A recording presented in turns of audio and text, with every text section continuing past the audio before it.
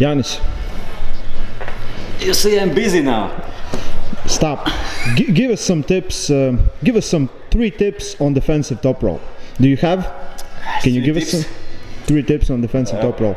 Usually people call it a defensive top roll, and it's defensive because we are losing side pressure, but it's not for defensive for me, because I'm sacrificing my side pressure, but I'm attacking opponent's hand and wrist with my back pressure. So it's still attack, but it's a different way.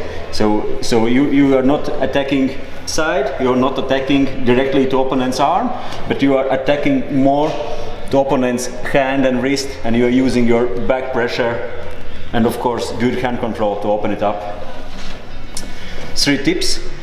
It's really important for me. It's what I believe. For me, it's really important before ready go, when you are fighting for a grip, to do some good back pressure, to have already some back pressure, or maybe moderate back pressure on opponent's finger. Otherwise, if his arm is free, he can easily curl in and get in a hook. That's what I want to avoid. I want to make sure that already before ready go, I have put some back pressure on his finger. When I hear command ready go, I can go more with my back pressure and work on his hand and wrist.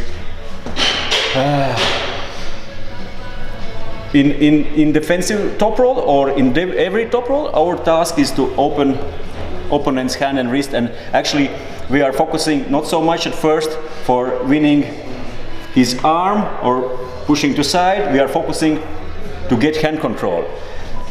So its second tip would be, before start, if it's possible, I like to have better grip, and I'm trying to get his fingers not so much or not so far here on my palm, on my hand.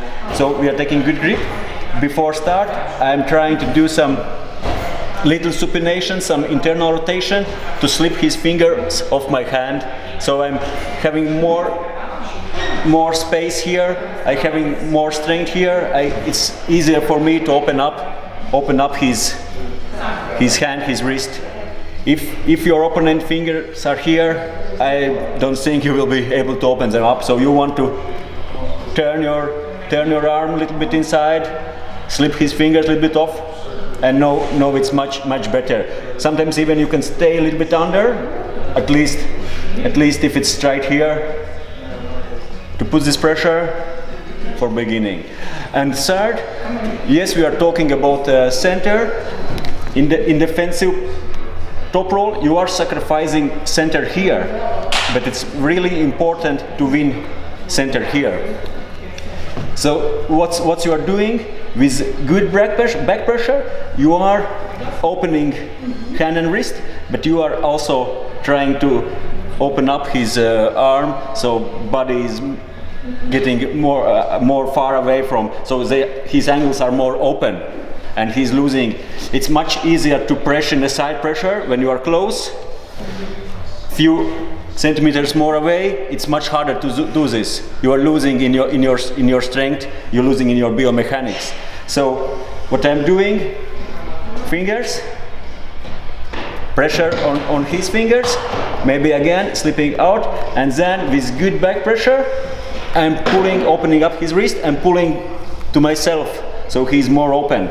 Usually for good top rollers, this defensive top roll looks very natural, because if you are hook puller or side puller, you are going to side. I'm not going against you with my side, I'm attacking with my back pressure.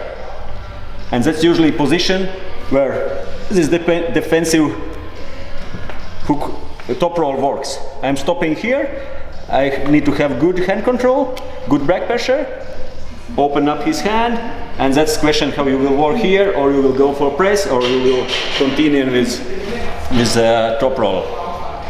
Do you use defensive top roll yourself? I do use it, not so much lately. I have some little problems with my back pressure, but previously I have actually won 2011 I won a world championship in Kazakhstan only pulling with back pressure. I was injured in my shoulder. I couldn't do any good back pressure, so every fight I started I was just here, and I'm pulling out from those already a little bit losing position inside, but not losing position in center and hand control.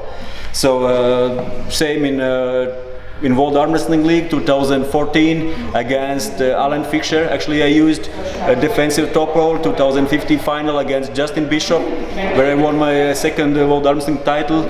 I used as well a defensive top roll, and it's I believe it's very effective technique if you have good hand control and good back pressure. It's really effective. It works good against good side pressure pullers, those who are focusing more to hit you to side. What are the best examples of this technique that are used right now by top pullers? At the moment, I believe Plamen Dimitrov is one of brightest example of good defensive top roller.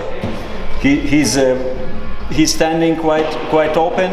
Angles are big, but he's really focusing on back pressure, rotation, and hand control here. He stopped Hadji Muradziluya with right arm in defensive top roll position. With left arm, he stopped Oleg Zhokh in a world championship, and he's winning a lot from this position. Also, of course, Mindaugas Tarasaitis.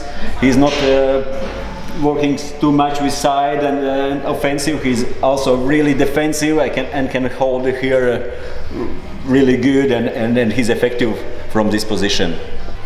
Thank you, Janis, for your tips. Welcome, and thank you, Ivar, for good strong hands, so I can work my defensive top roll and improve it, so I can win against good